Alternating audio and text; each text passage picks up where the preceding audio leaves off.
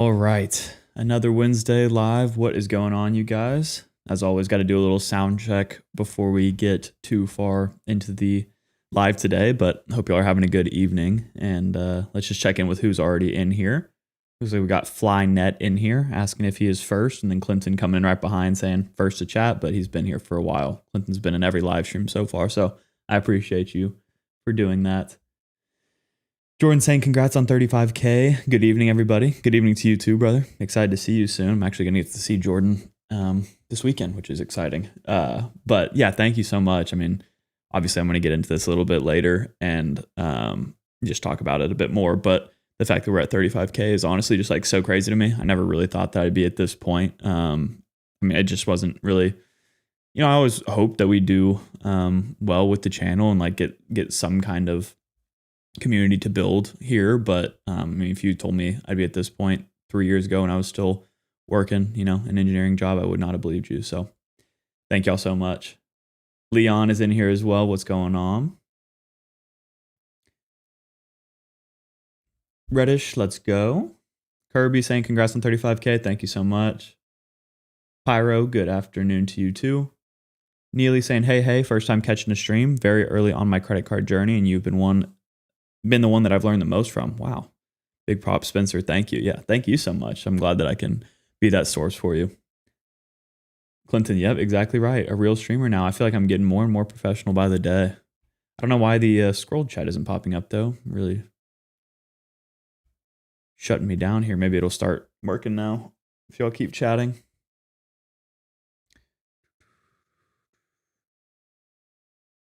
The Cookie Annihilator, welcome in as well. This chat better pop up at some point. I'm going to get annoyed now that I noticed it. There it is. Sweet. All right. 35K subs or credit cards. Yeah, we're getting there. 35K subscribers and 20 credit cards, but maybe one day. Kevin asking about my expectation for the built changes next February. We did a whole live about that. So it's one of my more popular live streams I've ever done. So check that out on the live tab. Obviously for the Q&A portion, I did send out a community post earlier. So we're going to be rolling through those that y'all sent in already. And then answering questions in between as they pop up in chat. But the goal would be to get through as many of the pre-left questions as possible. JJ saying, yo, Spencer, welcome in. Sharvis is in here as well. Another channel member. We got a few channel members in here today. The membership has been great, by the way, guys. Y'all are so kind. Like, we're at the highest membership number we've ever had on this channel. So that means a ton. Thank you for the support there. And if y'all are curious as to how these guys have these badges and stuff, it's because they're members of the channel. And you can join that through the link in...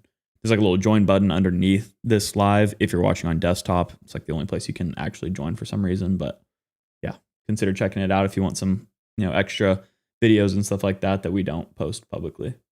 Ron, what's going on? Ralph, another channel member, welcome in. Tyler, thank you so much for the congratulations. I'm glad that my videos are easy learning for you. That's kind of the goal. I want to be that person you're listening to on your drive home from work, Brian saying first time catching a live stream too. Would love to see or hear the best strategy for redeeming a free cruise using points. That's interesting. Yeah, we at some point maybe can talk about that.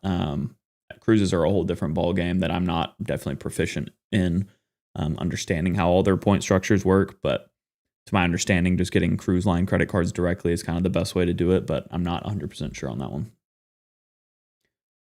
Go Bills, says Jordan. Well, something like that. Man, we got a lot of people already chatting. Thank y'all so much for joining in. I'm excited to get into all the messages here. Angel asking if they should cancel their cards below a $500 limit. You probably, if they're your oldest cards, you probably don't want to if they have no annual fee. If they're predatory lenders, I would definitely consider it. But just because they have a low limit doesn't mean that you need to cancel them. Overall, they're still adding to your overall credit limits in total, which is helpful for your credit score. But yeah, that's completely up to your specific situation. So I'd need more details on that to really answer. Nicholas asking what shampoo I use. That is a great question. I honestly don't even know the name of it. but hopefully that was a compliment. David, good afternoon, everybody. Congrats on 35K. Thank you so much.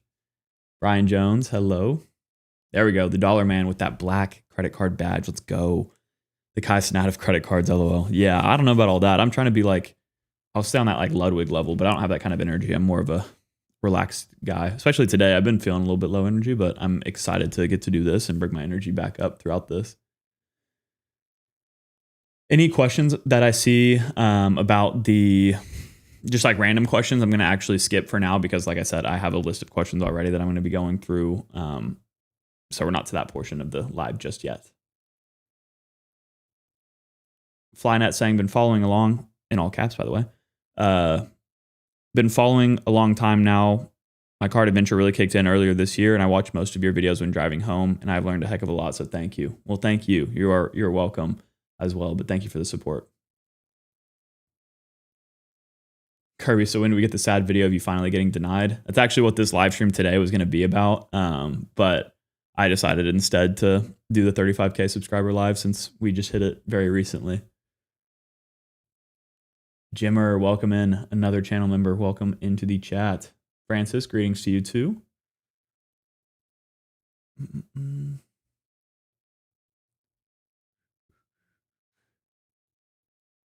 Going ahead and reading through these. And like I said, I'm about to pull up the actual questions left on the community post. Start with the channel members' questions, since of course I want to get to those first, and then we'll get into the rest. Oh God, I can answer this one though. Spencer, your take on the Micah Parsons trade? I mean, I'm not really a Jerry Jones fan, I'll tell you that. But what are you going to do about it? I mean, freed up a lot of cap on the team. So theoretically we could do something good with that, but I don't know. You have like one of the best defenders in the league and you're trading him away. Don't exactly love that idea. I guess I saw something about him being injured and the Packers not knowing about that, but I think that's all probably Cowboys cope. So I don't know. I'm not a fan.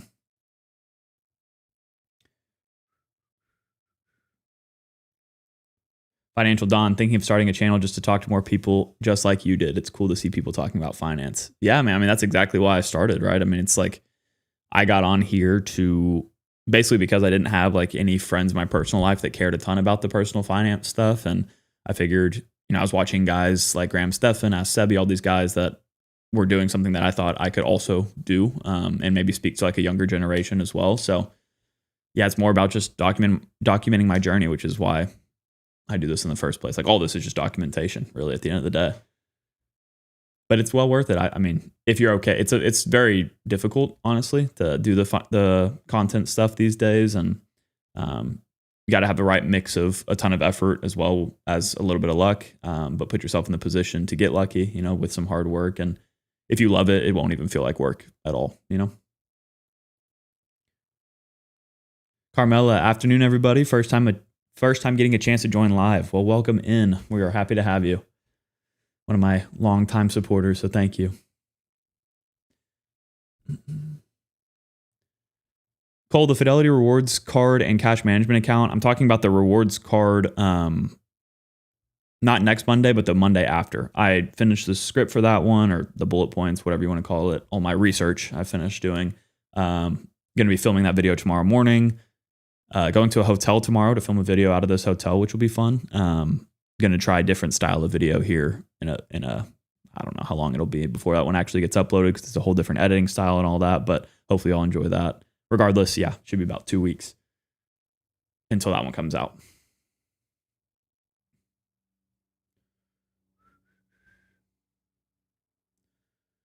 Let's see here.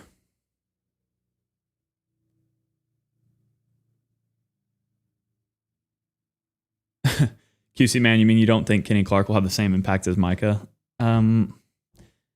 Yeah, you can probably answer that one. Caesar, thank you so much for being here. I got your question that we're about to be, diving into here in a second. So thank you for being here, and thank you for the continued support since the very beginning, really, of this channel. Carmela saying, love your content, Spencer. I have a personal question about when I should apply for a card. Can I do that here, or is now not the time? Yeah, I need like a little banner, I guess, telling y'all what time it is. Right now, I'm skipping through the questions that are in the chat. We'll get back to them later because I have questions pulled up from a community post I did earlier. Jorge, Master Jedi Spencer, hello from Puerto Rico. The man who got me interested in this awesome game. Wow, that's so cool. Thank you, and thanks and many great years of traveling to come for you. Same to you. I'll be in Puerto Rico in November for the creator meetup. So maybe that's the first time I said this on the channel, but I recently booked that trip. So I will be at that creator meetup that Caesar is hosting. Yeah, I probably at some point should share like all the details so y'all know about it, but I will be there this year like I have been the last couple of years. Dang, I didn't even notice this until just now. Our first super chat of the night. Thank you so much. Trong Win saying, I just got approved for 2 business cards, the Hilton Amex and Delta Gold on the same day, thanks to your video about applying for 3 cards in one day. That's great. I love being a little bit of an inspiration for y'all to get degenerate with it.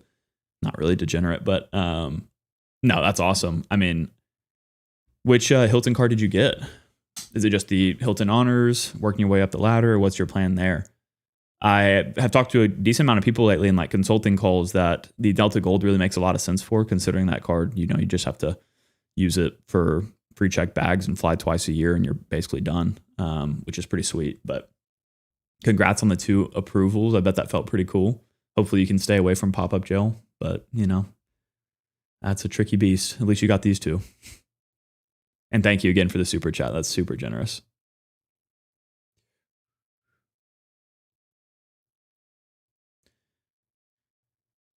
JJ, no worries at all. You can always, ask me questions. Just DM me questions on Instagram and stuff. I always am happy to help. QC Man, is it an edit hotel visit? It is not, actually. Yeah, you'll see more about it soon. But I did get a message today. They got an upgrade because of my Ritz-Carlton card, basically. So that's exciting. So there it is. It's a Marriott property, but can't tell you which.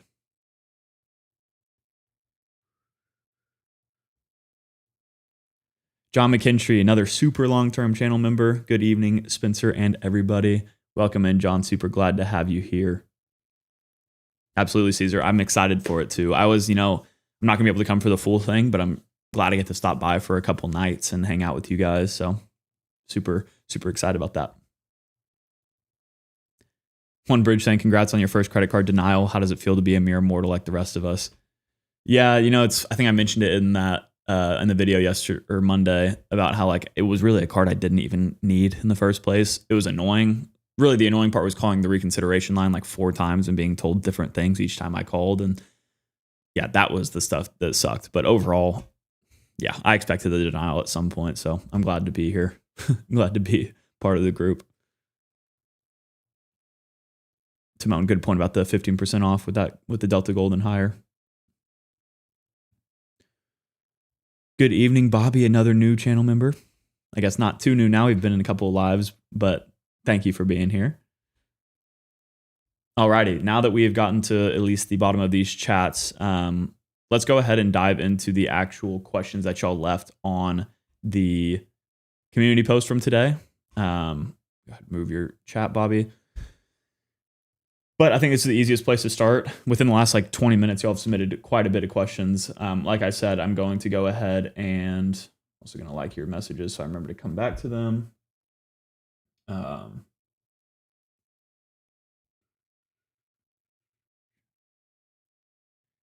hike. You wreck in the chat here today too. 4 minutes ago, you're chatting while I'm in the live. Come on now. See, y'all know how to trick the system here. You know that if you put your message or your question on this post, that you'll get it answered probably. We will have to work really quickly through these just because there are so many people that have left questions already. But I'm going to start with my members first. Well, I was until QC Man came in and already gave a $2 super chat. So thank you so much for that. He did that last live too, and it just means a ton. It's just, representation of how generous y'all are as a community, not only just to watch my lives, to watch my videos and subscribe to the channel and do all those things for free, but having people that monetarily support me as well just really means a ton.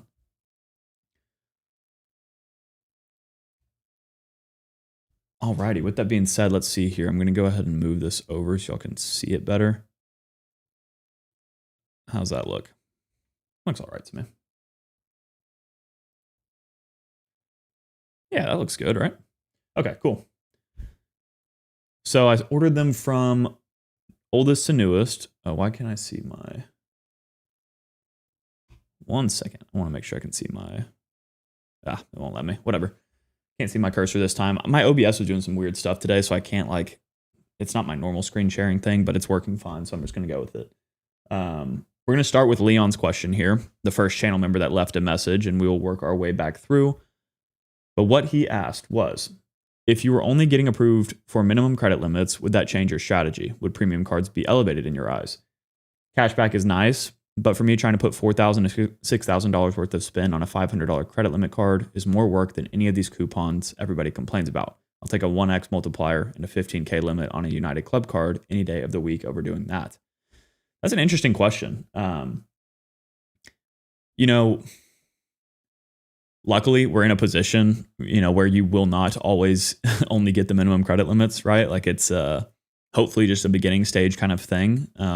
If I was only ever getting approved for minimum credit limits, it would definitely suck, mainly because I obviously have gone for 20 cards already, and to hit a welcome offer like you're talking about, $4,000 to $6,000 worth of spend using a $500 credit limit card, that would take forever, and you can't, put high purchases on it. So that would really suck. But yeah, that would probably cause me to not even bother with it if that was a real scenario. But like I said, luckily we get to graduate away from that over time. But yeah, I think premium cards could be elevated in that sense, just because, like I said, you're going to be focusing on the cards that you don't have to worry about not overspending on. But I am glad I don't have to deal with that issue. Thank you for the question, though, Leon. I know you're a newer channel member, so I'm glad to get your question answered right off the bat. Alan Scott Flies is the next question here, and he asked, would you consider chasing status in the future for some of the brands you use more often, like Hyatt and airlines?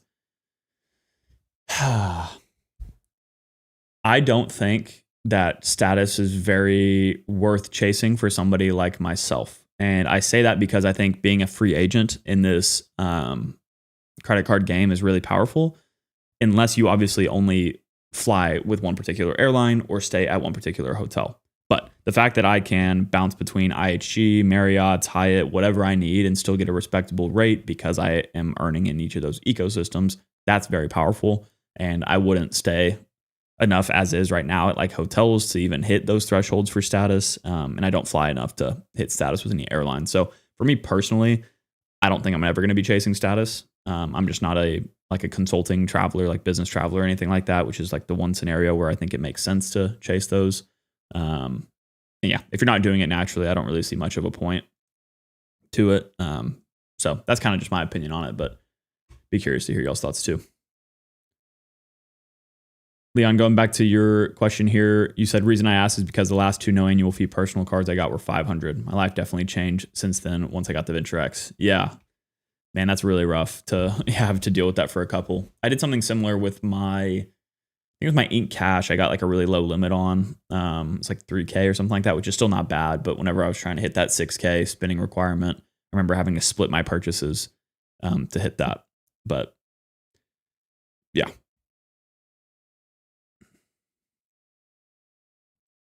Alan Scott saying thanks. Congrats on 35K. I appreciate you.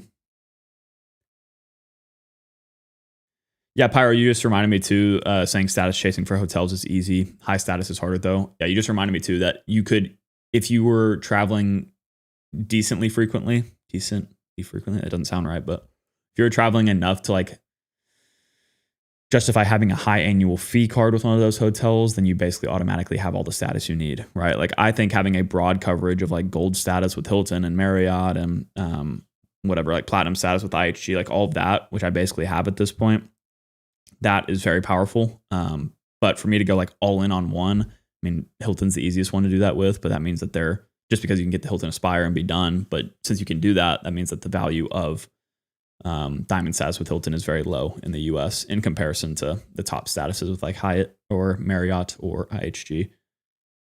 But yeah, good points.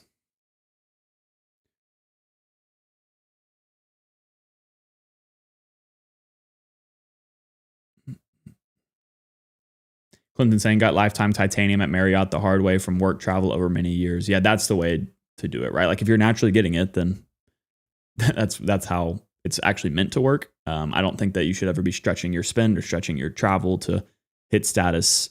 Like that doesn't make much sense. Carmel, I'll answer this one real quick. Can I answer why you'd recommend applying for cards every 3-ish months when there's Chase 524 status? Well, the reason I want to answer this one is because people have been asking a lot in the consulting calls about this. Basically, that 3-month rule works really well if you're sprinkling in business cards, because you can apply for, think about a 24-month period. You could apply for 4 personal cards within 24 months and always be under 524. That would only be 2 cards or 1 card every 6 months, right?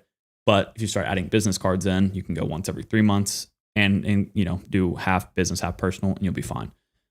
Lately I've been doing basically all business, which helps a lot. But yeah, it's the business cards that really make a difference here. Oh, sorry. I just wanted to fix that a little bit.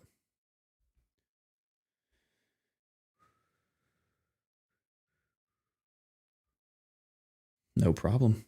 All right, cool. Go ahead and jump back into this real quick.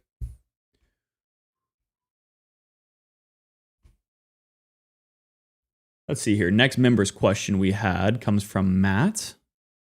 I'm really annoyed I can't see my cursor right now, but he asked, what are the odds of Amex approving me with no pop-up jail for a Hilton Surpass later in the year? They've given me the Gold, Platinum, Blue Cash Preferred, and Aspire this year. Yeah, that's I'm thinking you're gonna have low odds. And I think you know that too, Matt. We've talked about it, but I think there's always a chance that you get it. But with 3 Amex cards in the same year, if you're not running a ton of, 4 in the same year, if you're not running a ton of spend through those, they probably already have you in pop-up jail. I would imagine you got a lot of those pretty close back to back to back. So maybe they weren't like reporting just yet and all that kind of stuff. But once you have that frequency of applications with them, and if you're not spitting on them after the welcome offer, like I said, I mean, you'll be in pop-up jail in no time, unfortunately. But we're all there. Even people that don't have any Amex cards get stuck in it. So QC Man, next member's question said, do you have any plans to go after the Platinum or Business Platinum again anytime soon? Yeah, so Business Platinum, y'all have heard my story about that one. That was the first time where, I just was stuck in pop-up jail, actually. Not the first time. It's happened before on the personal Platinum, but I was applying during like a 250,000 point welcome offer period, so it makes somewhat sense.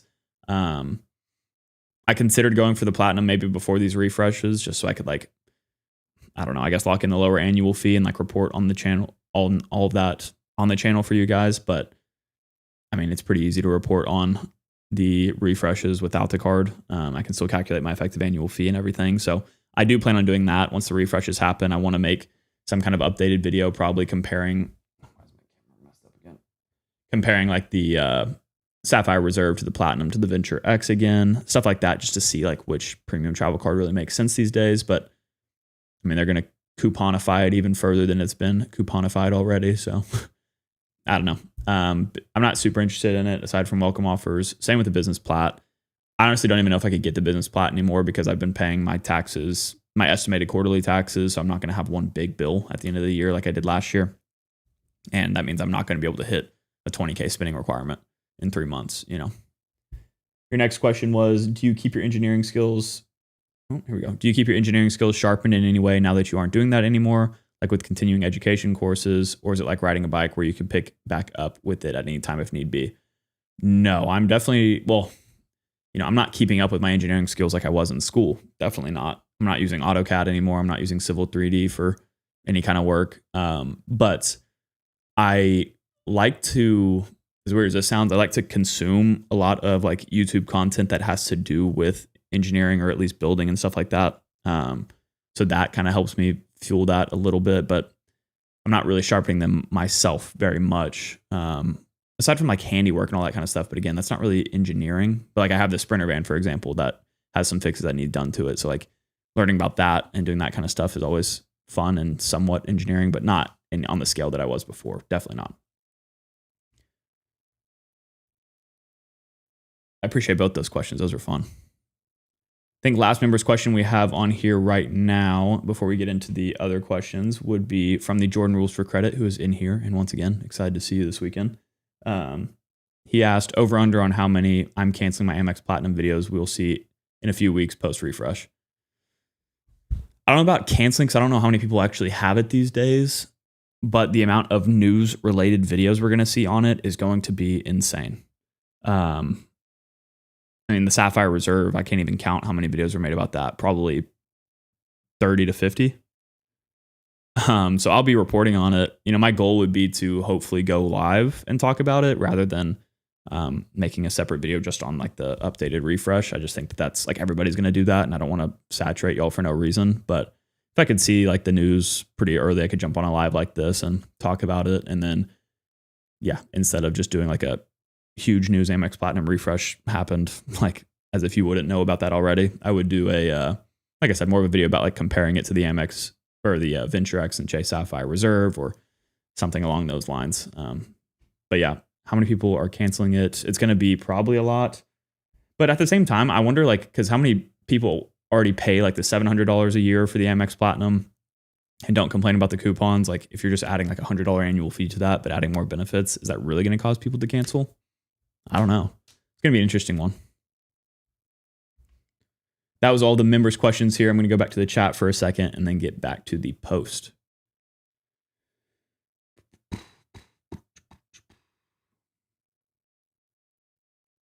Dang, Mark coming in right whenever I said something. Go back to the main screen, and he's pulling up with the super chat. And go ahead and like that. Mark, I really appreciate you. $4.99 super chat, and he asked, have you heard anything about or reviewed the Nibbles MasterCard for pet owners? Intrigued about the free pet insurance that comes with it and no annual fee.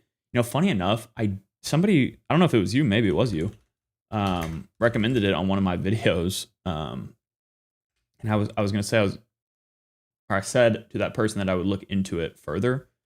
Let me look at this again. I'm going to make sure I'm not doxing myself as always, but maybe I'll be able to see this, or is my screen share too messed up? Oh, you can't see it. Okay. Yeah, my assumption is that it's not going to cover very much, but I don't know exactly. Like it says, I'm kind of covering it here, but so add multiple pets, 5% off, wellness plan, preventative, pays you back for flea meds, teeth cleanings, and more. That could be helpful. Again, if they don't charge for this. That visit exam fees. If it's actually very positive pet insurance, that could be worth it. My girlfriend luckily has pet insurance as well with her company, so I've considered using that instead, but that's also like, it's not that great once you look into the details of it. So I don't know. I'm interested, but for me to like sacrifice a 524 slot for that right now, I just don't think about it. But I'd be curious to see if anybody else out there has it and has looked into the details further than I have in that quick little 30-second spiel. Again, I think my biggest holdup would be, or just question would be, is that free pet insurance actually what they advertise, or do you have to pay extra to get that? If that's the case, that's where it doesn't really make much sense anymore, depending.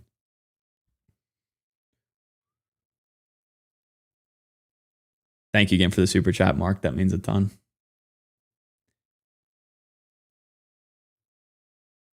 Lloyd asking about big expense cards. It's funny, I actually had a couple people DM me about that today. There are, well, as for personal cards, of course, the Platinum is going to have a really high offer, but whenever you venture into the business card realm, you can find even better. Also realize that you have to be targeted for that Amex 175K point offer. I have a link, the best card offers link below will direct you to where you can find stuff like that and check for your elevated offers. But yeah, I mean, business cards are also really powerful. Depending on how high of expenses you have, you could go for something like the Chase Sapphire Reserve for business or anything like that. But that's really high expense levels.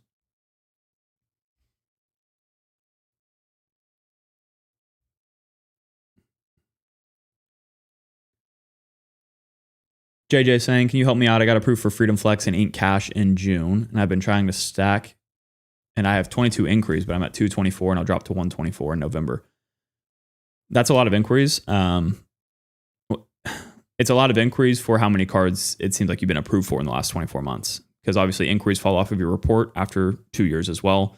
So if you're only at 224, that means that out of those 22 inquiries you've gotten, that you've only been approved for 2, which probably means that you need to hold off and see why you're being denied for these cards, and then make a plan, or at least just hold off until like your income rises or those inquiries fall off so that you can get approved for the cards that you want. But constantly applying for more cards is only going to make that problem worse until something changes with your credit profile or your debt to income ratio or something like that. So I guess my advice, which isn't fun, is just to not apply right now, assuming that there is something going on here that isn't allowing you to get approved.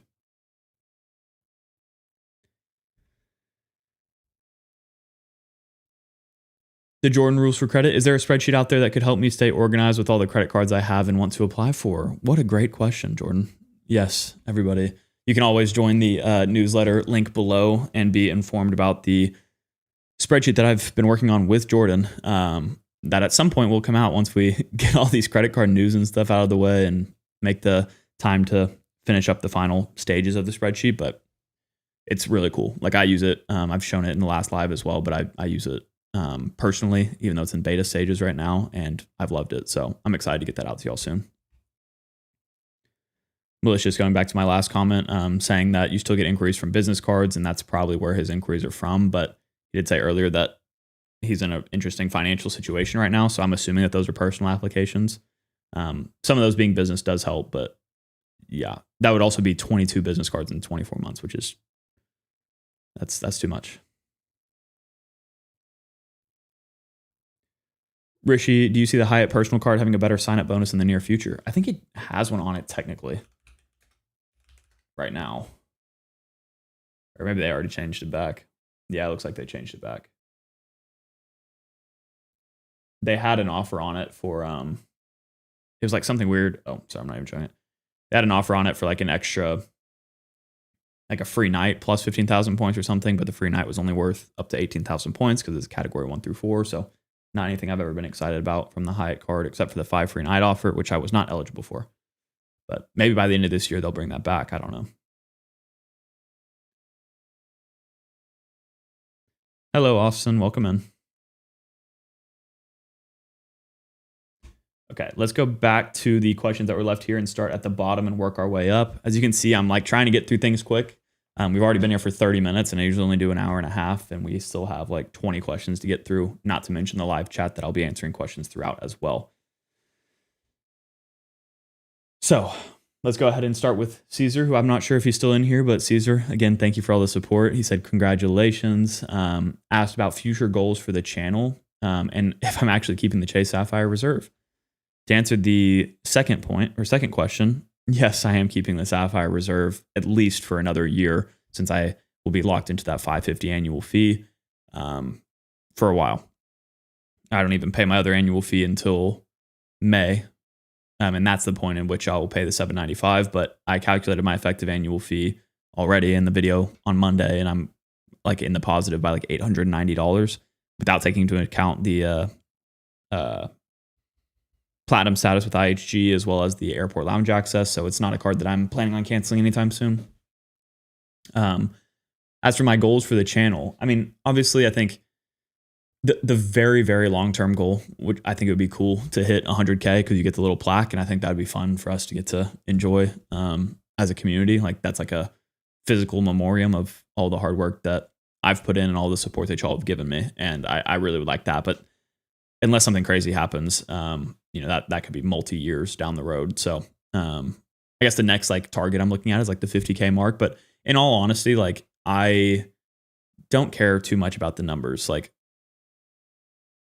at the end of the day, the numbers will show me what people resonated with more than the others. But sometimes it's like the videos that you really don't expect to pop off that do, just because it's maybe about a news topic or something like that. And I just don't think that, I think what's more important to gauge my success on is the how proud I am of the video that I've actually put out, right?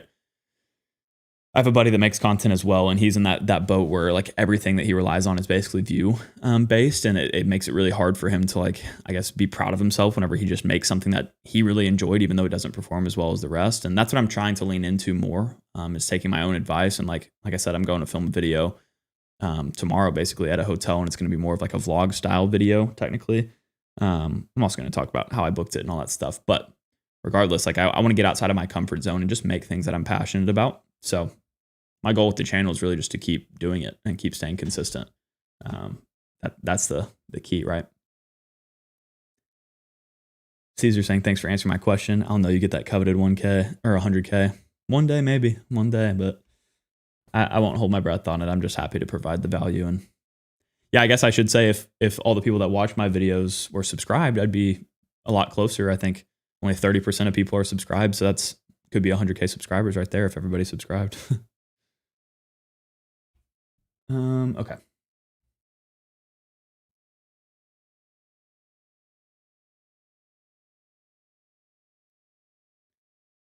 Next up, non-members question here comes from Drummy Covers. If you could only use one credit card for the rest of your life, what would it be? God, that answer is so easy. If you asked me like a month ago or 2 months ago, whenever, and that would be the US Bank Altitude Reserve. I mean, that card's just so simple, such easy value, or at least it was. But with the nerfs that they're making to it, it makes that answer a bit weaker. That card's almost worthless with the changes that they're making to it. Not worthless, but it's so much worse now than it was before, which sucks. But God, if I could only use one card for the rest of my life, it'd have to be a card that covers a lot of my high expense categories at a respectable rate. The only one that would cover like rent, well, see, rent is not going to be forever, but in the short term, it's funny that like the built card probably is like the best option. And I would say that the built 2.0 cards are probably going to become that one card setup that a lot of people could rock. That'd probably be my answer, even though we don't know what the built 2.0 cards are going to offer. The fact that you can earn rewards on your highest expense category every year is huge. And in my what's in my wallet video, y'all saw how big of an expense, like the housing really is. So if I can earn rewards on that, that's pretty massive. But yeah, having a flat miscellaneous card too would be good, like a Venture X, Double Cash, Fidelity card, the Robinhood Gold, like any of those could be really good options too. So that's a tough question, but used to be an easy answer in the Altitude Reserve. Yeah, QC man, great minds think alike. They're both solid options. Yeah, I'm making that Fidelity card video right now, and it's kind of crazy. Like I'm comparing it to all the different, like a Double Cash, a Venture X, and the Robinhood Gold specifically. And it's kind of wild to see how powerful that Robinhood Gold card is for the right user. So it'll be interesting to see how people kind of feel about that video, but I'm excited about it. Super Sal, can you still add a companion with Southwest to a flight that you booked with points? Yes, you can. And further than that, you can add them even if you book through Chase's travel portal, which is pretty amazing.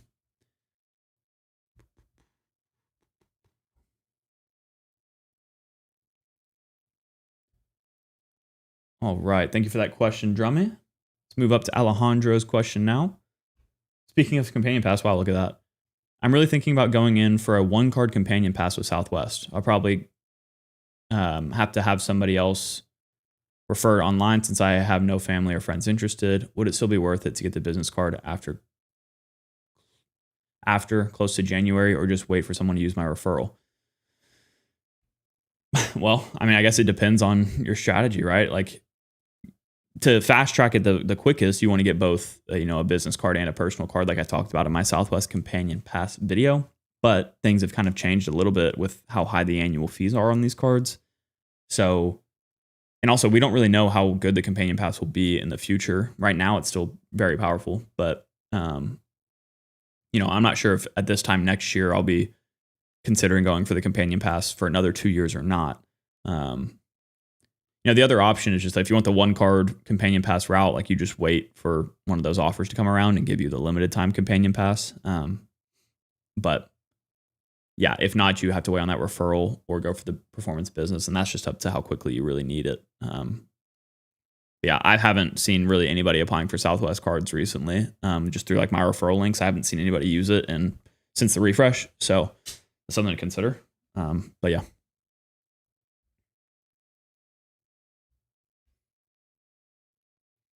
Financial Dawn. I got to tell you, I love my Robinhood Gold card. I've had it almost 9 months and it's incredibly powerful. Yeah. I mean, I did the math on it and it's like, compared to a Fidelity like 2% card or any kind of flat 2% cashback card, you just have to spend $5,000 on it in a year to hit that break even point, and then every reward earned after that is, going to be in the positive. So I ran some really interesting calculations that I'm excited to show y'all. And whenever you turn that card into like investment instead of just cashback in your pocket, it gets really crazy. Same with the Fidelity card. It's kind of like a preference thing at that point, but mathematically, the Robinhood Gold is really powerful.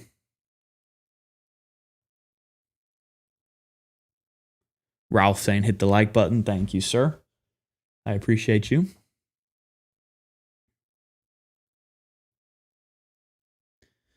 Nails asking what I think about the US Bank Altitude Connect. I'm not sure if they've made bad changes to that one too recently, if I'm being honest with you. I'll pull it up just to look at it.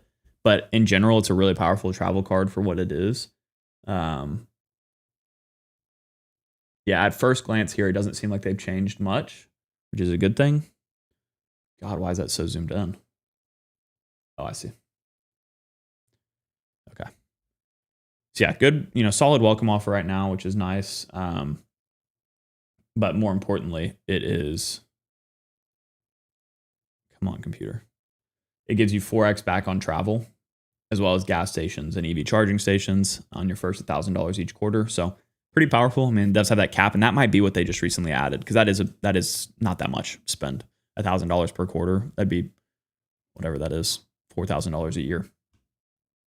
I don't know why it took me that long to do that math, but overall, gives you some priority pass access, which is decent. Not anything too special, but for a no annual fee card, that's pretty powerful.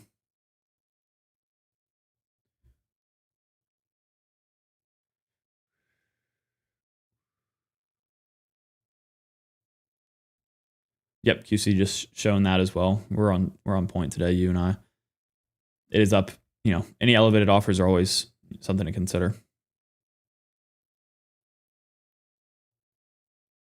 Weed and boys, that's what I'm talking about, Kev. Also, what are your plans for the future? Or what are your plans for the future for the Sapphire Reserve card with the refresh? I talked about that in Monday's video, actually. So I checked that out. But long story short, it still makes sense for me to keep right now, especially at the lower annual fee. But yeah, over time, I might change my mind. We'll see. Thank you, Bobby. I appreciate you. Thank you for the congratulations. Jump back into this Q&A section here.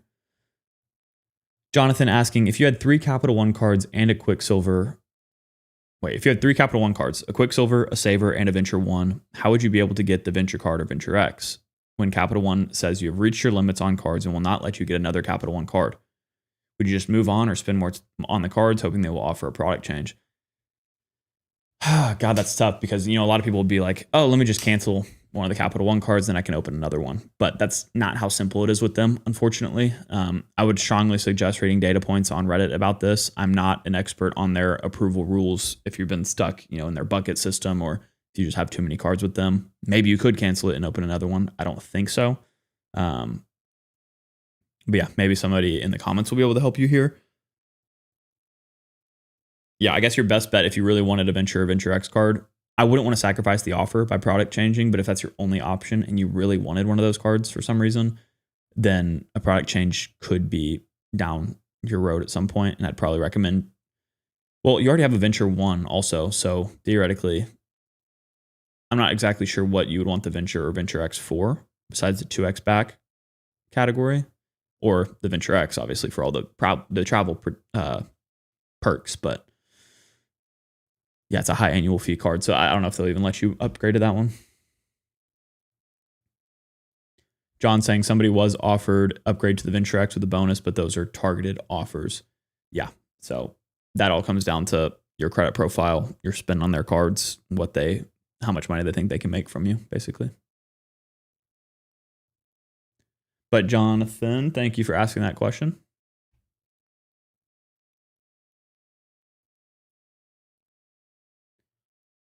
Next up comes from Link here, and they ask, is the Strata Premier worth taking a 524 slot? Is the only reason to have this card because of the recent AA partnership?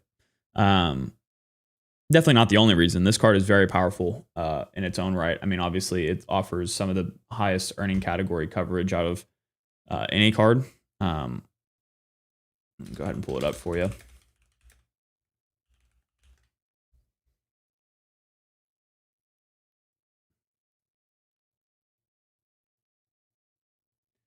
So yeah, obviously it gives you 3x in a lot of very powerful categories like air travel, hotel purchases, restaurants, supermarkets, and gas and EV charging stations. So it's a good catch-all card in general for like a lot of daily expenses.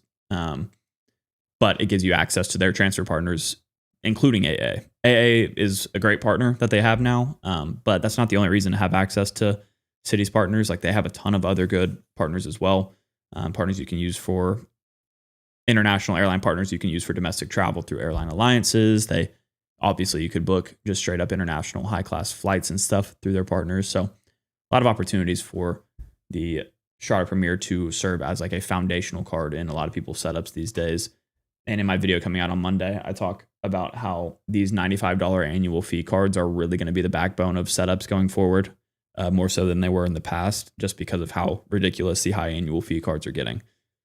So could easily be a reason to get this one, just to have that broad transfer partner access and a good welcome offer, good point earning potential, and stuff like that.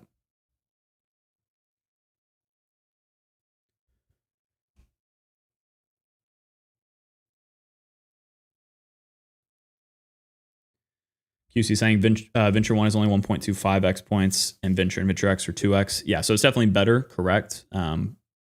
But you would do much better instead of product changing by getting a welcome offer on one of them. So I would, 75,000 points to earn that amount from an extra 0.5x back, since he already has the Quicksilver, is a, that's a lot of spend you'd have to do. So I'd rather get a welcome offer, even if I had to wait a couple of years to get it. Also note that the Venture 1 gives you access to Capital One's transfer partners, so you don't need to have one of those for that, if that's what he's looking for. So that's why I was saying that.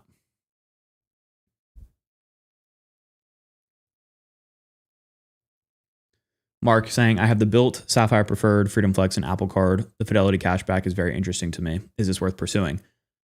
Just based on that limited amount of information, I couldn't exactly say, but hopefully my video in a couple of weeks will help you answer that. Long story short with it, this is like, there's so many details that the video will provide, but it's really a card that makes sense for those that want automatic investing into their Fidelity accounts without having to worry about it.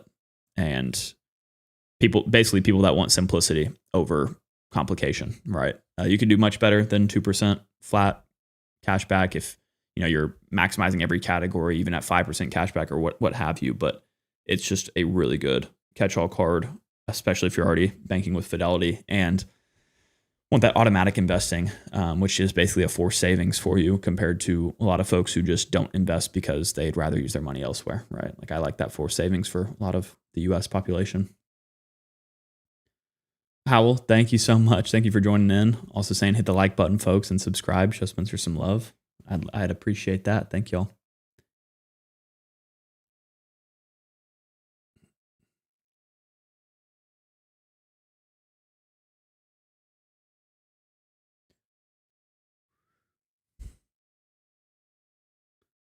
Kev saying, I'm thinking of closing all of my Amex cards, gold, platinum, and 2 Hilton cards, and applying for 1 or 2 Citi cards for American Airlines. This is something I talked about, I think, last live stream, or whenever I talked about the Citi cards, probably. My hesitation with that is that if your only reason for getting Citi cards is for American Airlines and you cancel all of your other, powerful cards, you are likely going to be very disappointed at some point when American Airlines does get devalued. Like imagine putting all of your eggs, like you just took away all your other earning potential, all your other good cards for these new cards that are flashy and everybody wants them right now, just for this, just for them to get devalued over time. I would be hesitant with that. I don't see why you couldn't open them alongside the Amex cards, depending on which ones you're going for with Citi. But like say for example, you could get rid of your platinum and add the Citi Strata Elite if you wanted that premium card instead. But I'd be a little bit hesitant about just canceling all your Amex cards, going with Citi. And I didn't even mention like pop-up gel and all that with Amex. Like that'd put you in pretty bad graces with them. But I mean, obviously it's up to you, but that's just my initial thought. Blooper saying, would you recommend the business gold and personal gold combo for just the Forex categories? Also, how can I spend $15,000 on a sub with only making $2,500 a month? Well, I think you answered your question right there. I mean, you should be very, very easily, naturally hitting these spending requirements based on your normal spend. So if you have to stretch, you physically wouldn't be able to even hit that if you spent all of your income, and you should not be spending all of your income in the first place. So I would say don't get those cards. That also not for the Forex or earning categories. Like you have to be getting positive value from the credits before you even consider the earning categories.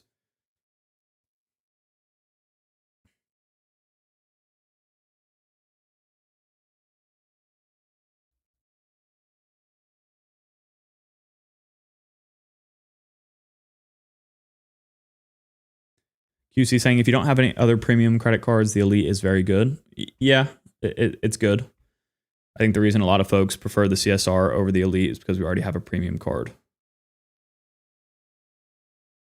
I can see where you're getting at here. I think that the upper bounds on how much value you can get from the Elite is much lower than like the Platinum or the Sapphire Reserve, but it is more tailored towards the common folk than the other cards are. So I agree with that.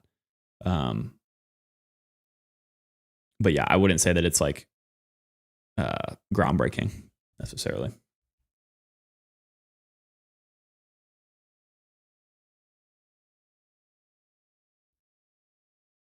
Dalton saying, what's up, Spencer? I applied and got approved for the new Citi Strata 80,000 points for 1,500 in spin in 3 months.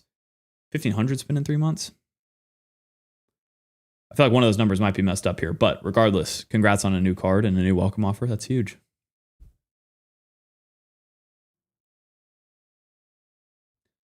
Call Me Park asking if I have a high yield savings account that I recommend. So I have a link in the description to like the tools that I use, so you can see all the different accounts that I have, like referral codes too, just because that's what I use, and or I've opened for bank account bonuses. I have learned that SoFi is probably my top. One, just because it gives you the highest APYs normally and has a really good ecosystem in general. You do have to have direct deposit requirements to hit the highest APY thresholds, but not that hard to do. Because you can also just transfer money. You don't have to like. I think you can just transfer money if I remember correctly. It doesn't have to be direct deposit, if I'm not mistaken. I might be wrong about that, but that's one that I use. You can get really good offers, through my link, or if you pair Rakuten with my link, you'll get a really, really solid offer. So that's a good one, SoFi. But the Fidelity Cash Management account is the one that I'm using now for a lot of my savings, because it, diversifies your money into SPACs, which is just a money market fund that generally, like right now, is giving like 4% APY, which is higher than the rest. And it's more protected. It's with Fidelity, who I already invest with, so I can easily automatically invest through that and everything. So yeah, I guess I'm using a combination of those two right now.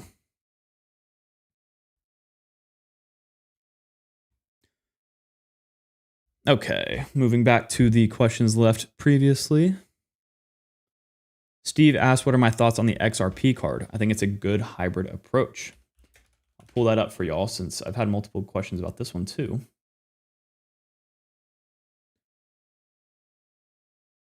Again, not fully an expert on this card, but I have looked into it a couple of times. And the idea is that you can get up to 4x XRP on every purchase with no annual fee. They advertise it as 4% back on gas, EV in transit, 3% on dining, 2% groceries, 1% everything else. But you have the ability, I guess, to increase your earnings. They do have a welcome offer of $200 in XRP. It's a World Elite MasterCard, no annual fee. But this is like where things start to get just insane. And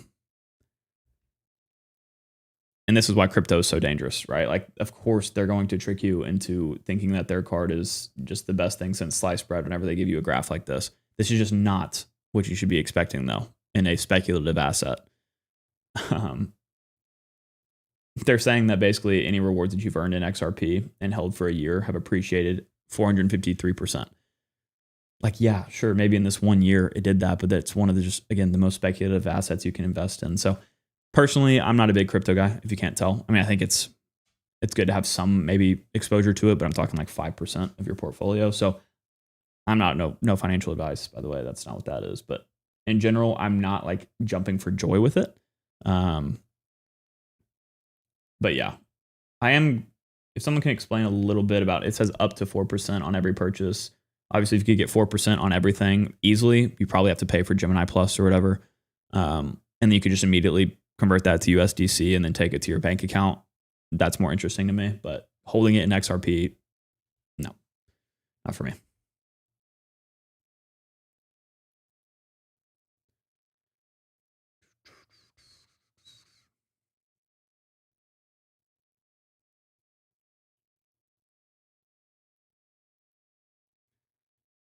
Kev, another good question here saying that you don't use your Venture X too much and don't care for their transfer partners, but it's easy to justify basically. That's always been my take on this card, is that it's easy to get positive value from, but you're basically just using the credits to get positive value to then use it as a 2x card, which to me is not worth paying $395 a year for, especially after the nerf that they made to the lounge access if you're not a solo traveler.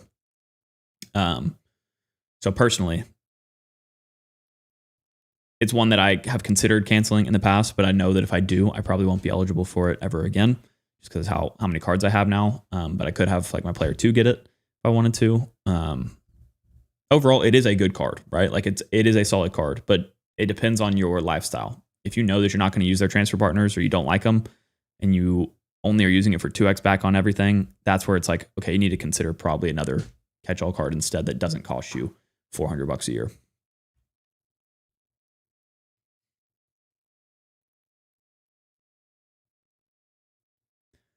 Nolan, thoughts on using one ecosystem versus diversifying across multiple? Yeah, I've actually made a full video in the past about that called like, God, I don't remember what it's called at this point, but it's something about like, it says point diversity in the title. So you might be able to look up my name and point diversity. Basically, if you will use the overlapping transfer partners that these cards have, then you effectively are earning in the same exact currency.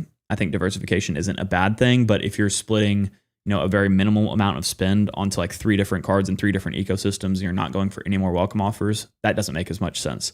So like, I think if you're going to stick to just a few cards and keep it simple, do it in one ecosystem. But if you want to start getting welcome offers from everywhere you can, that's when diversification makes a lot of sense. And you can use the overlapping partners to effectively combine the points, or just have enough with each currency where you don't have to worry about that.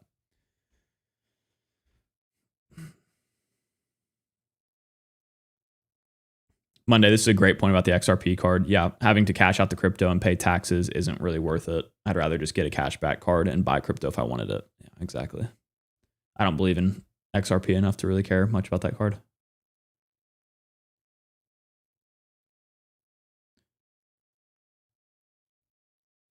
No problem at all, Nolan.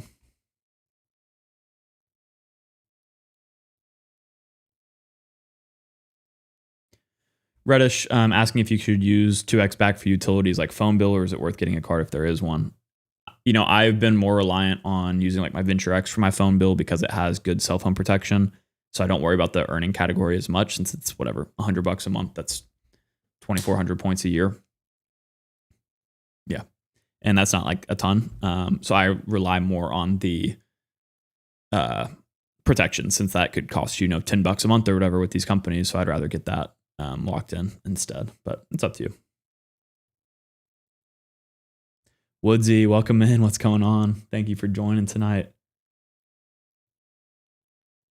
QC man, worried about Arch Manning as of yet, or still 100% believer? I mean, I think people are ridiculous for overreacting to his first game at a top 3 against a top 3 team in their home stadium. I think it's crazy to put that much pressure on this kid. Like, he doesn't even want the pressure, or not the pressure, but he doesn't want the attention that he's getting necessarily. So I applaud him for taking it by the reins, and just like, I wanted him to get his jitters out first game was my whole take on it. But people that were delusional thinking that he's going to be the next best thing in his first game is crazy to me. Look at Woodsy coming in again with a gifted 5 memberships. So now we got Monday got a gifted membership. Carmela King, look at that, chatting active in here. Jonathan Taylor, speaking of football players, not really, but maybe it is him. Who knows? Scott Ross also got a gifted member. So thank you so much, Woodsy, for that support. I think that's one of the coolest like things that we can do here in the live streaming space, especially is like gifting the channel memberships, because like even the ones that he gifted last stream, which again, Woodsy's a massive supporter. He did this like last stream. Those people are active members now. Like they enjoy being a part of the membership, it seems. At least a couple of them, which is kind of the whole point of the gifts. So I'm really excited about having new faces in there. So thank you so much, Woodsy. Ahmad, welcome in. Me and Ahmad just had our draft in the credit community last night for fantasy. That was something. Honestly, not too disappointed. I thought my draft was all right. So Ahmad, not so much. I know he's struggling with the running backs over there.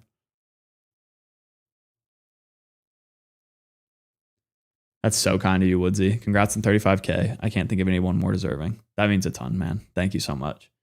I'm doing my best out here, and that's all we can do, right? Wow. What a cool thing. 5 gifted memberships. Thank you again. Oh. Alrighty, I'm going to move back into these questions. We're making some decent progress on it, but not super fast. So I need to start rapid firing for a bit. Kyle's question: when comparing Amex to Capital One, is there a clear advantage of one over the other in terms of points redemptions as a whole? Choosing between Amex Gold and Venture X, and wondering if there's a clear-cut better card for simplicity / options with transfer partners and redemptions. Easy answer is that it is completely up to your personal preference. They have competitive advantages between them. So, for example, Amex is going to give you access to Delta and Hilton and ANA and a couple of others, and Capital One has some unique partnerships as well. So if you know that you will be using those partners specifically, then you need cards with that specific lender. The other thing is that actually combining the Venture X and Amex Gold has been a really powerful setup for me. One of my more popular videos from the past was that exact duo. But again, you are diversifying into 2 different ecosystems. So unless you know you'll use the partners with each, it could be a bad idea. But they're very different cards too. Like the Amex Gold doesn't give you any lounge access or travel benefits. It's a glorified food card. So I can't make the full decision for you, but hopefully that helps a bit.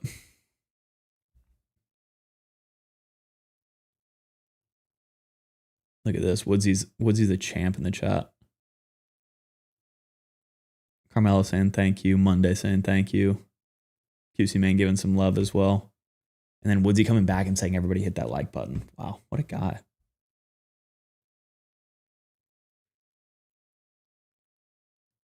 Uncle Iro saying, you mentioned, also sick name by the way, I need to watch Avatar again.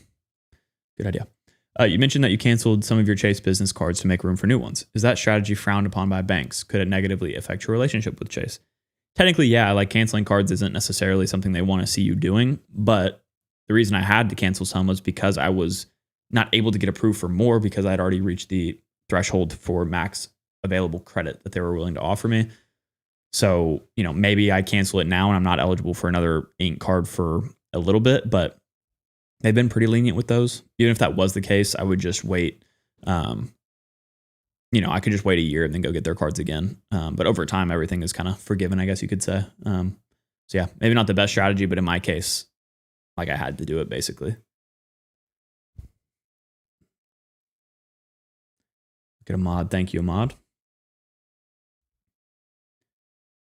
We're now like really on that road to like 50K. I think that's like that's a big, crazy number that I think we can reach, within the next year.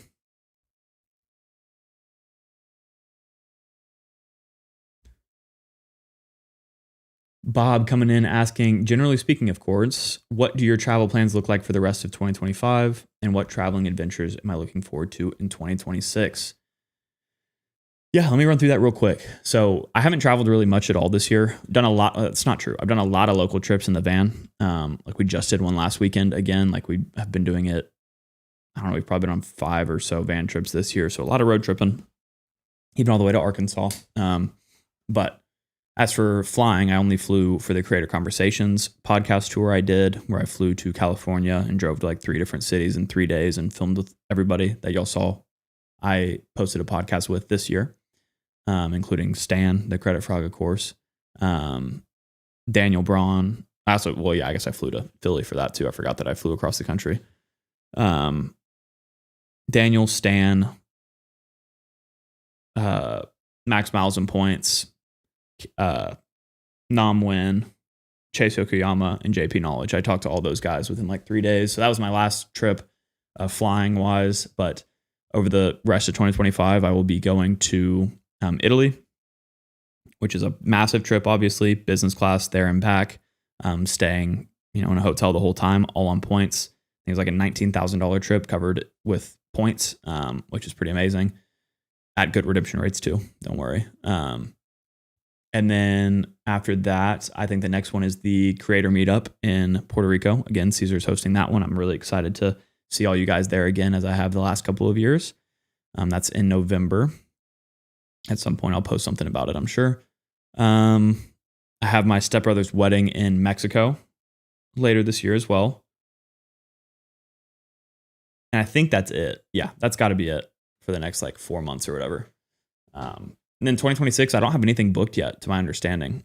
So I will probably do another bigger trip, but not as big as the Italy one. That one took so many points that I won't be doing that one again, but something will come up. I may or may not also see one of y'all's other favorite creators, Anthony Venture, in Italy, which is kind of crazy, but be checking that out. Maybe we can get on like a live together.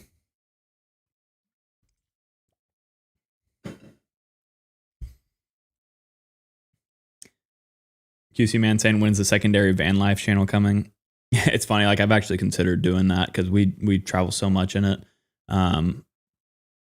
But yeah, it's honestly like the video I'm going to be filming tomorrow will be like a tester with like the kind of vlog style, but it, the van stuff doesn't exactly relate besides me like using credit cards to pay for the gas and using those rewards for future trips. It wouldn't really make sense on this channel, but I'd be open to trying it out and like filming some stuff on one of our future trips, but we'll see. Jonathan Taylor, new member, now gets his questions answered because he is a member. Thanks to Woodsy. Jonathan, better thank him. He said, currently 0.24 with 4 cards as I'm house hunting. When that's done and I start getting cards again, would you say go for a saver to get that secured, or any path you suggest? I currently have the Venture X. If all you have is Venture X, I'm not sure what other cards you have. Then maybe you want to just rock with the Capital One Duo, and that makes sense to go for the saver card next if they'll approve you. If not, obviously, maybe if you're under 5.24 or you're at 0.24, you could consider a lot of chase cards at that point. If you wanted any of those, yeah, it's kind of hard to say if I don't know your exact goals, but I usually say to plan things around trips. So if you know that you're going to be taking a trip soon and you need points for that trip, then get the cards you need to fund those or to cover those points, basically. You know what I'm saying?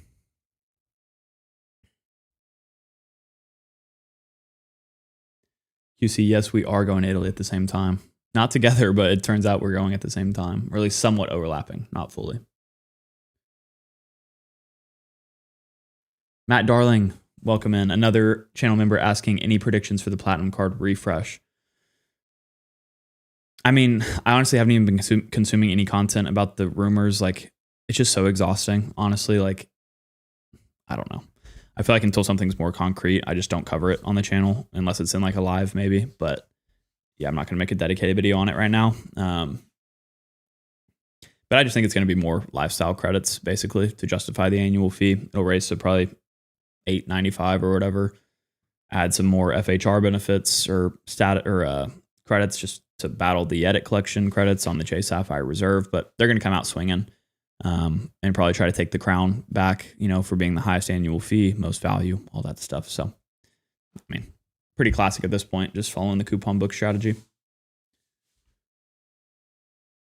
Carmela, apologies, related question here, but how likely would it be that Chase denies me for the Sapphire Preferred while I have 5 inquiries within the last 2 years, but at 424?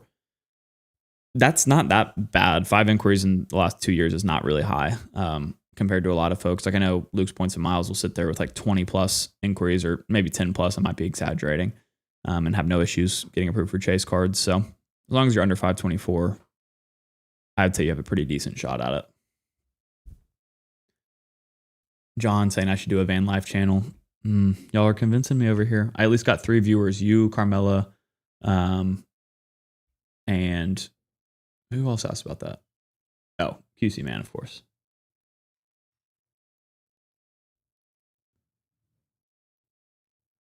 Yeah, background balloon saying speculation does get tiring for sure, but it does drive the views. Yeah, and see, like I said earlier, like, sure, I could go get, the cheap views basically on just like whatever's popular at the time, but I really tried to make like as in-depth analyses as possible for the most part. As you can tell, my videos are 20 minutes plus like every single time now. I think there's a place for the news related content and the speculation for sure. I think like channels do it very well out there. Like Anthony is one of my favorite channels out there and he covers the news really well. Matt Clausen covers the news very well.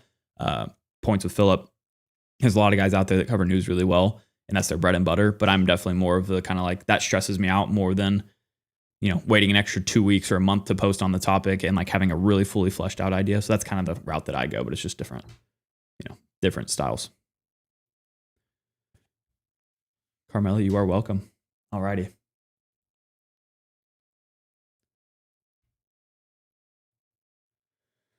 I see Kill Switch saying, after viewing your updated Chase credit card strategy, I'm thinking of reconsidering mine. Is it still worth considering getting more Chase cards or maybe start looking more towards Citi or Capital One?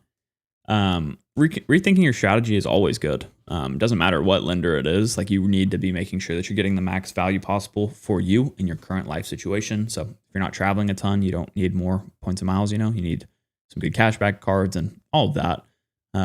If the Citi or Capital One transfer partners fit your needs better, or you just want more welcome offers, consider those cards for sure. As you can see though, every single person that brings up something about like Chase or moving from Amex or Chase to somebody else, they're all moving to Citi. And that's what Citi wants you to do. But just be warned that I wouldn't put all your eggs in one basket too early.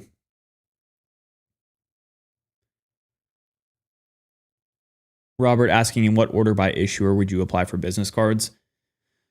The order I did it in, which I don't know if it's the right order, is that I started with the Amex Business, Blue Business Plus. That way I could lock in a good limit before I started applying for the Chase business cards. Then I went Ink Cash, Ink Unlimited, Ink Preferred, Amex Business Gold, and then like airline, and I think just airline cards at this point on the business side.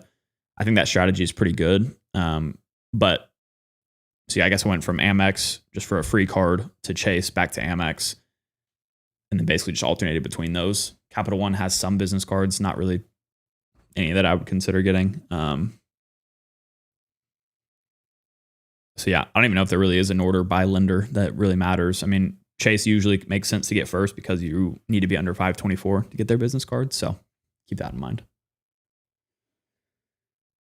Background balloon, speaking of, do you think that banks will continue to go down the big coupon booking route? It's one thing for banks to have a few simpler credits to offset the annual fee, like the Capital One Venture X, but the big banks moving towards larger coupon books and random credits like the Strata Elite, Sapphire Reserve, and United cards doesn't seem sustainable given what seems like a lack of popularity of those announcements and changes. Amex seems like the only institution who can get away with it. That's not going anywhere. The coupon book strategy is not going anywhere. I mean, here's the thing that we don't think about. We are so hyper-focused on the credit card gamers, that we're like, oh yeah, of course, like, everybody's going to be canceling their card, right? Like they're raising the annual fees, adding more coupons. I don't want to deal with it. What we don't realize is that the vast majority of people that are driving numbers through those cards are whales. People that are spending a ton of money on these cards, don't even care about the credits, don't even see the annual fee get increased. They just get it for the status of it. And they spend more than you and I and 20 other people in this community combined. So at that point, they're making cards for those people, right? The high-end luxury travelers who spend whatever they want. And since those are going to be the people that prop up those specific cards, why would they stop doing it? Why would the bank stop doing it? That's my take on it. But yeah, and I talk a lot more about that in Monday's video, so get excited for that one.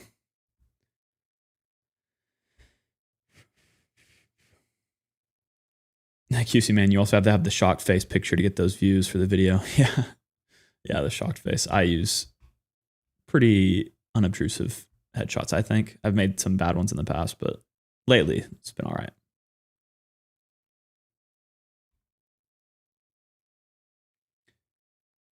Nicholas saying, congrats, you'll hit the 50K soon. Do you think it's worth it to apply for the Chase Freedom Unlimited to pair with my Sapphire Preferred as a catch-all, or do the Fidelity Rewards Visa and use the cash back to the Roth? I travel once or twice a year and I take advantage of the points most of the time. That's a tough one. Thank you for the congrats, first of all. But I mean, my video in a couple weeks is going to answer this perfectly for you. It's hard to do it really succinctly, but I'll try. If you're somebody that's redeeming if you're doing domestic travel once or twice a year, you're probably redeeming for something like 1.5 cents per point. That brings the Chase Freedom Unlimited earning multiplier to 2.25.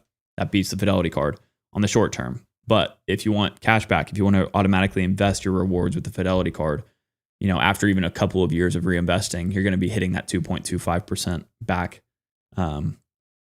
threshold of cash value from the Freedom Unlimited. At that point on, your compound interest is going to carry you so much further than the Freedom Unlimited would.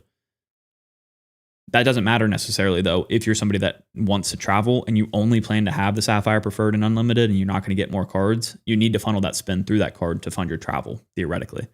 So if you're somebody that's going for welcome offers on a bunch of different cards and can fund your travel with those points and then invest your cash back from the Fidelity card, that's kind of the best of both worlds, right?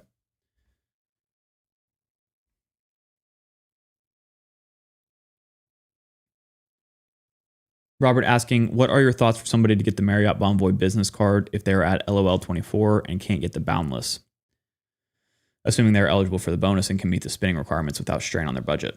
Yeah, I mean, it's a great option. Like it gives you the same free night, gives you the same status as the, actually gives you better status. Wait, am I crazy? Hold on a second. I'll show you real quick. So solid welcome offer on this card, of course. A little bit higher annual fee than the boundless, but it gives you the same earning rate at Marriott properties. Gives you a discounted room rate, which I think is, it's only for this card, which is good. You get the same free night as you get one free night.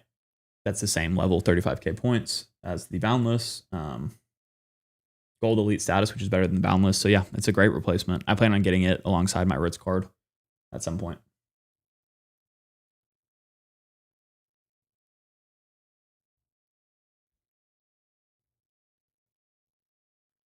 Getting close to the top here.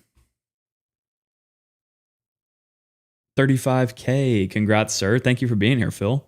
Fun fact, Philmo has 7 chase cards. Don't tell anyone. See, he's over here ripping me in my videos, but it's all love, Phil. It's all love.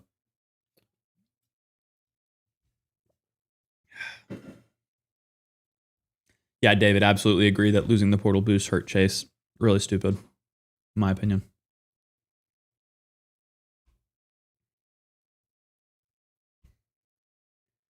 Vander saying, I'm currently at 424, will be 324 in December, and planning to apply for at least one Chase business card, maybe even 2. Would you say that staying below 524 is necessary for an ability to get Chase cards, or should I got all the cards I want? I'm not sure what the last part means, but you have to be under 524 to get the business card. So yes, it's necessary. If you want the ink cards, you're going to need to be under 524, unless you have a mail-in offer. But not many people get those anymore, it seems. Your second question, Vander, was if you had to choose one card that can transfer points, one hotel and one airline card, what would it be? For my situation, Chase Sapphire Reserve for the transfer card. This next one's tough. One hotel card and one airline card. I guess my airline card right now would be the Southwest Priority. Now that one's pretty easy just because I fly Southwest the most. The hotel card, man, I like the Ritz right now, but I just don't know if it's going to be worth it long term alongside the Chase Sapphire Reserve. So I might even say something like,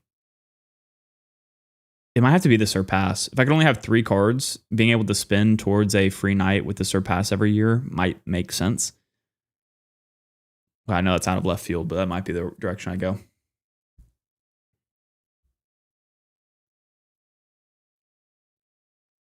Carmela going to apply for the Sapphire Preferred. I know a guy that's got a link for you. Shoot me a DM and I'll send it to you live on stream. I'm serious though, I will. But good luck to you regardless. Clinton saying, did a points boost hotel reservation at 1.75 cents per point. So still possible to get value. Also recently did a Hyatt point transfer that got me over 3 cents per point. Yeah, the points boost can give you value for sure, but it's so much more limited than before. The Hyatt transfer obviously doesn't change from before. So, yeah. That doesn't really change anything. But the guaranteed 1.5 cents per point with the reserve was so much more powerful than having to book premium hotels or high class Star Alliance partner flights to get good redemption rate. Like that's ridiculous. Luckily, I still have that 1.5 cents per point until the end of October. Oh, perfect. Carmela, good luck. Let us know how it goes. Hopefully, let us know how it goes. If something goes wrong, we all call Chase together and we riot for you. Well, that's good, Clinton. That's awesome. You found one on a reasonable, non-overpriced hotel. Definitely dependent on where you're searching and your itinerary and all that. All right, I'm trying to make it through all of y'all's questions that you left previously, and we're getting really close now. So once we do that, we can go back to the questions. Demon Master asked, what do you think of pairing the BJ's One Plus credit card with the Citi Strata Premier? In my opinion, this might be a great credit card duo, especially if you like shopping at wholesale clubs. I have looked at the One Plus card. I need to look at it again. Let me pull it up and then we can look at it together.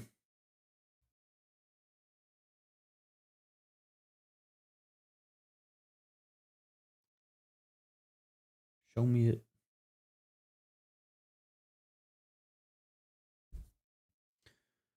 So BJ One Plus gives you 5% at BJ's, which 2% everywhere else MasterCard's accepted.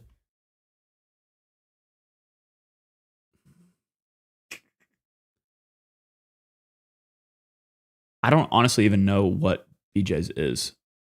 So to me, this card doesn't look good, but maybe it's good for something I'm not aware of. What is BJ's? That's the real question here. If it sounds like it might be a bunch of wholesale clubs, depending, or since that's what was noted here. Citi Strata Premier is great in general. Not going to be accepted at like Costco though, because it's a MasterCard, so not going to be able to use it there. But overall, the Citi Strata Premier is really solid. Thank you guys. BJ's is like a Costco. Kev G, Clinton, Joe. Everybody confirming that. Okay. Costco for the Northeast. So then, yeah, I mean, 5% back at Costco if you're using that for everything, or BJ's in this case, plus 3x on dining, air travel, hotels, and gas. Like that's a really solid duo for sure. I would assume though that the BJ's card's a cashback card. So, technically you could have a 2x card that earns in a transferable currency, like the Citi Double Cash paired with the Strata Premier that redeemed at the right rates could beat the BJ's card on those purchases. But again, I guess you wouldn't be able to use maybe that card in BJ's depending on if they accept MasterCards. But yeah.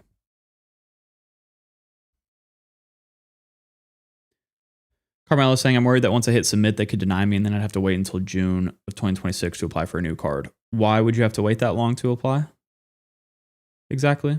If you're worried about 524, it's only about personal cards that you've been approved for in the last 24 months. So hard inquiries don't matter. So I'm not sure why I would push you back that far, but let me know.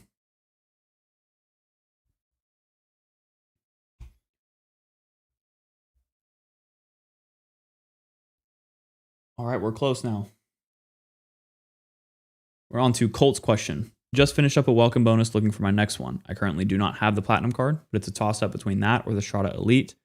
Thoughts on if I should take advantage of the upcoming Platinum refresh, apply now to hopefully use the credits, and hopefully get more at the refresh at a lower fee. Don't plan on holding either one long term. No guest access for the Platinum would be downgrading to Strata Premier. Yeah, I mean, if you're looking for max value, you can run an effective annual fee calculation on both of these for that first year to see. The platinum card's going to give you more value though. The Strata Premier at least wouldn't be a cancel for you. It'd be a downgrade, but even then you'd want to apply for the Strata Premier fresh for the welcome offer.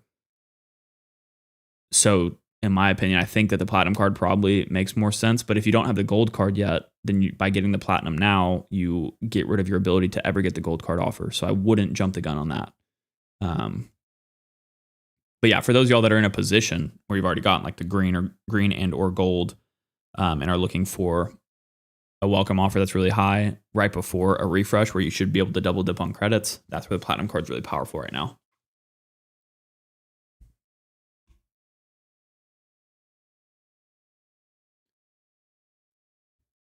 Carmel saying yes, but I have 6 inquiries and 2 fall off by June. I guess, yeah, my question is why do those inquiries, that extra inquiry, matter when it comes to applying for other cards?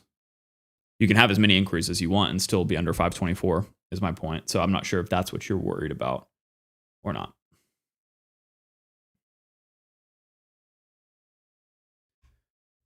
All right.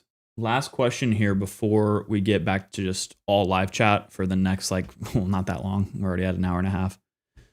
Jason saying, awesome. New sub and new to the game with the Chase Sapphire Preferred and Amex Gold working on subs. Congrats on that. And thank you for the subscription. We'll have a new unexpected expense with crawl space and investment property, anywhere from 5,000 to 15,000 waiting on quotes. Best cards for points multipliers plus sub to use. Bonus of 0% APR. Business cards are okay. Chase, Amex, or Citi if possible. Whew, gosh. 0%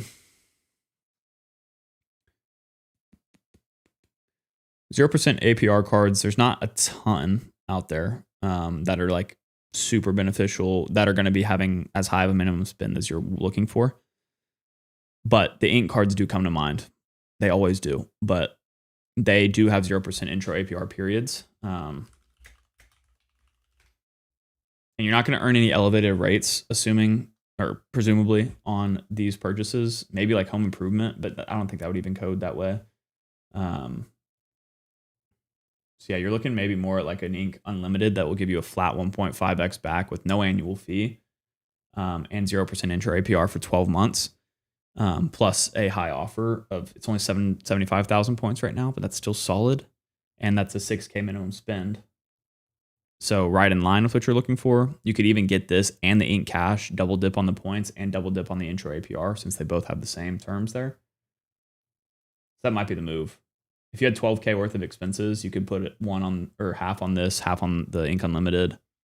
That's 150,000 chase points, 0% intro APR for 12 months. That's probably the move. Yeah, I think that's probably the best out of just my initial thoughts. Yeah, again, thank y'all so much for leaving the questions on this. I'm going to get into a couple more live questions before we go, but won't lie to y'all, I already have to pee, so that's also part of this equation. But yeah, thank y'all for the 35,000 subscribers, first of all. This graphic is just crazy to look at, but let's look back at the chat here for a little bit longer. Ooh, Sam saying Mesa card gets you free Costco membership for no annual fee. Interesting. I guess it's only like $60 a year, but that's not bad. And that's the card that gives you rewards on mortgages right now, right? Lost in the sauce. Do you think some good card offers are coming later this year? Yeah, usually Q4 brings about a decent amount of welcome offer opportunities. I'm looking for like maybe the ink cards, something like that. Josh saying, I'm 18 and applied for the Freedom Flex with a 758 credit score and got denied. It is likely because you don't have any credit history. That is yours. You probably have that score maybe from an authorized user card, which is great. But sometimes Chase is so finicky with no previous history of your own cards that they might have just denied you because of that. Chase is harder to get approved for as your first lender, but hopefully as an authorized user, it's easier for people. But in your case, it sounded like it might not have been. That's why they introduced the Freedom Rise for those looking to get started with them earlier. But I'm sorry to hear that you got denied. Hopefully, maybe you could get like a Discover card to start, or like the Saver Rewards or something like that to build that credit history and then go for Chase. But it's up to you.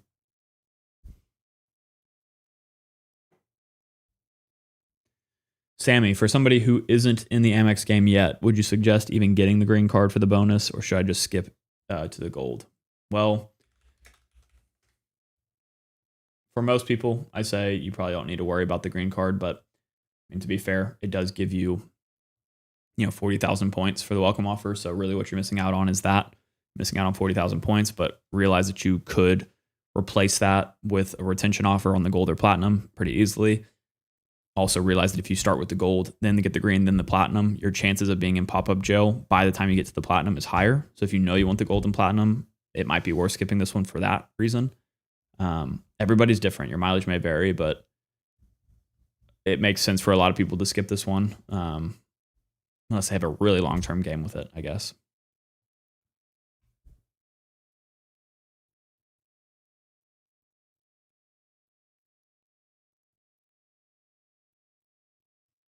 Oh, Carmelo, back to your question. You're saying that your score goes down about 10 points and then seems to take a few months to go back up, even with utilizing 1% across my daily cards and paying on full and on time. Yeah, I mean, depending on what your credit score is already at, it shouldn't matter. I mean, what you're looking at also is like you're waiting for. Well, there's a lot of stuff going through my mind.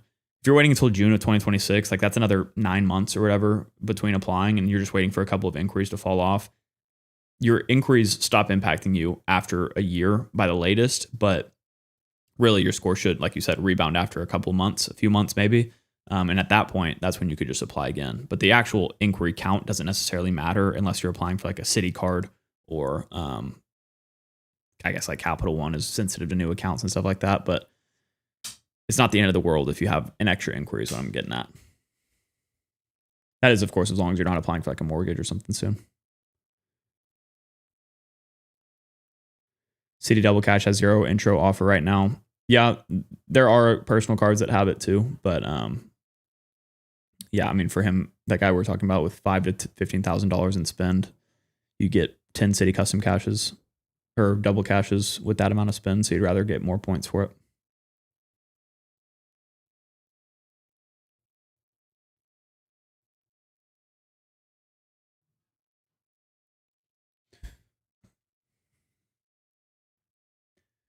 David asking, should I wait for the Strata Premier until hard pulls come off?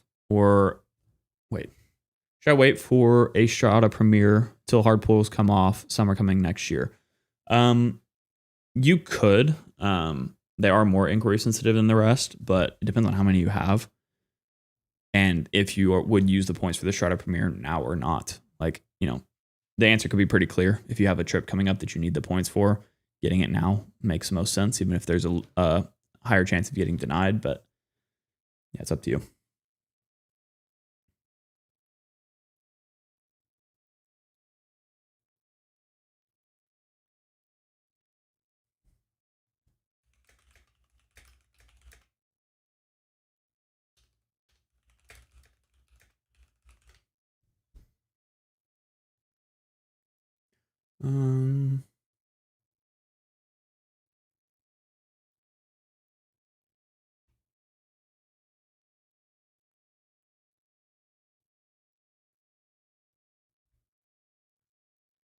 Sergio saying, I have a Blue Cash preferred and would like to get the Blue Cash every day, but when I applied, I was denied because I already have it. I've read on Reddit, and it seems like others have both.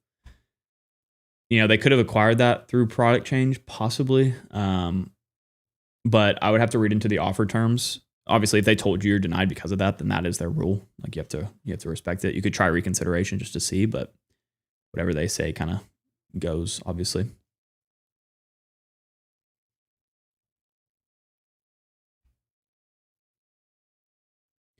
Lackey saying, would you recommend Capital One Duo or Citi Trifecta if I have the Chase Trifecta already? I want better multipliers and maybe lounge access. Capital One Duo is great for multipliers. Only gives you lounge access for one person. Citi Trifecta gives you better multipliers. Admirals Club lounge access and only 4 of them a year. So that should help you make your decision right there. But yeah, also consider transfer partner access, like which transfer partners you want to use. And the other answer would be like, why not all of them at some point? Like get those welcome offers and stuff. But as for focusing on one ecosystem, yeah, it's got to depend on your travel habits mainly. David saying, I just got the Avianca Red card a month ago. Locked out of Chase 524. Is it worth an Amex slot in your opinion? Got it since I'll use the airline next year. Is it worth an Amex slot? Is it what the Avianca card isn't an Amex card, is it? Oh, it is a card with Amex. I didn't even know that. I mean, you could if it's not worth it for you after that year, you could just cancel it and then free up that slot. So it's completely up to you. I wouldn't use it for a slot, but I also don't fly with them, So that's completely up to you. Allowed Pancake, another channel member, welcome in with the late moments of the stream. Are there credit cards offered in other countries that you wish you could apply for? Not any that I know about, but there probably are some out there that are sleepers. We just have the best credit card market out there, so it's like I wouldn't wish to have anything other. Envision frequency for credit card applications and sign-up bonuses. I usually do about a 3-month cadence, sprinkling business and personal cards, but I did make a full video about like how often to apply and never get denied, so check that one out. Discover was my first card back in 1986. They're easier to get for somebody with new credit. Yep. I actually talk about them in next week's video. That first card ever, which is cool. I live in a city, so losing the transit and miscellaneous travel categories on the Chase Sapphire Reserve are a bummer. Is there another card other than the Amex Green which would pick those up? The autograph cards with Wells Fargo are an option as well. Altitude Connect is an option as well, but you need to read the fine print and make sure that transit is covered within that, because sometimes it's not. I don't think it's covered under the autograph card, but I think it is under the autograph journey, for example, but I could be wrong about that.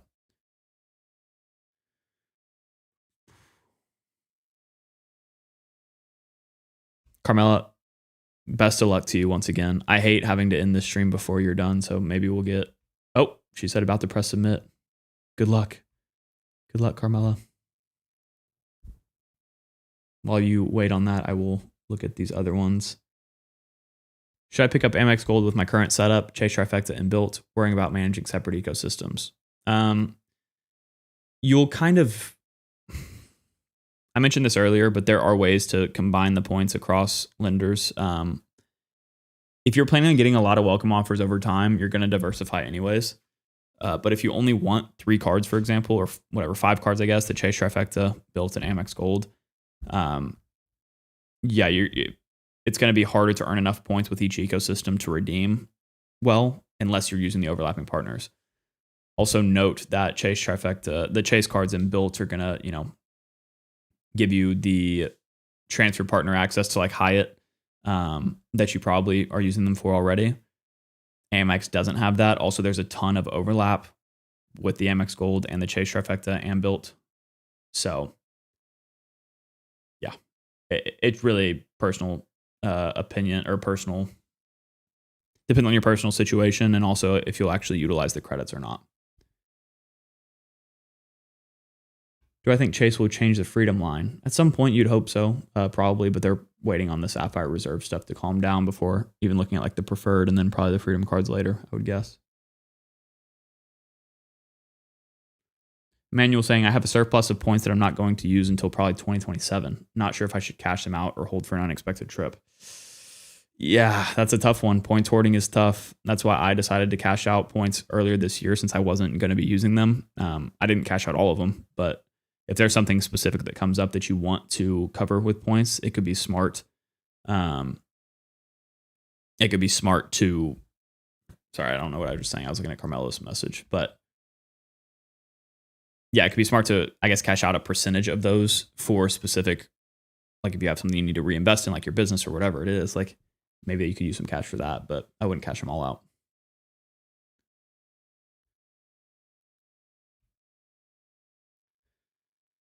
Oh gosh, Carmelo says I cannot get the bonus because of my number of credit cards I recently opened. I have to click do not continue, right?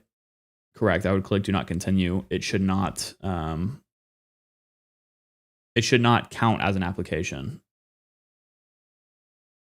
If anybody else has experience with that, then let us know. But yeah, it should not count as an actual application. It says they'll decline my application if I decline. They should withdraw it, if that's what you mean, hopefully. I haven't seen that screen yet, but it shouldn't count. That is kind of crazy, though. Opening 2 cards this year and saying that was the reason they denied you is kind of wild. That's similar to what happened with me on the Hyatt card, aside from me also having too much available credit.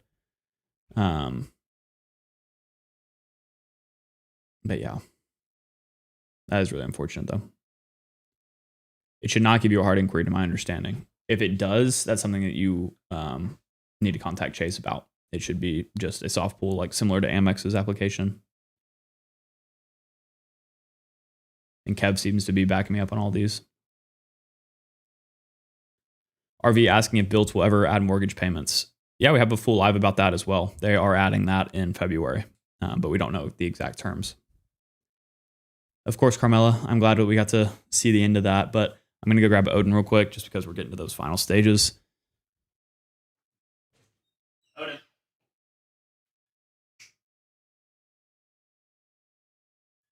Get in here, sir. Get in here.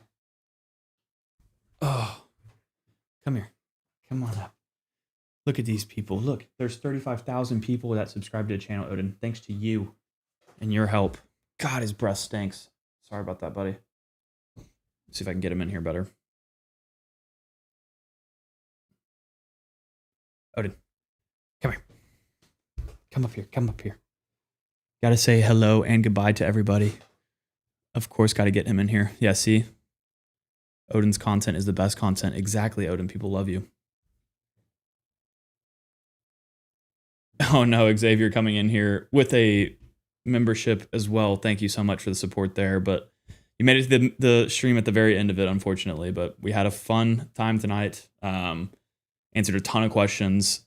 Again, just have to say thank y'all so much for the support. Like, I really can't reiterate enough how crazy it is to me that we're at this 35,000 subscriber threshold here, and it's all thanks to y'all. You know, I do my best with these videos, and I really try to help educate the community. And I'm just super appreciative for y'all being here throughout all of it. Oh man, yes, thank you, John, for being here again. Carmela, I am sorry about that, but yeah, definitely call Chase. It shouldn't happen like that. That is something that I've seen being reported lately, though, is that people are having glitches with that happening, and you have to call Chase, and it's really annoying. And Kev backed that up as well. But Xavier, hope you enjoy it watching it back. And once again, thank y'all so much for the support and for watching tonight. Odin, give him one more. Come here. Give him one more. Odin is for the people. No, come here. Come here. Oh. Alrighty. With that being said, thank y'all so much for watching. And of course, we'll catch you guys next time.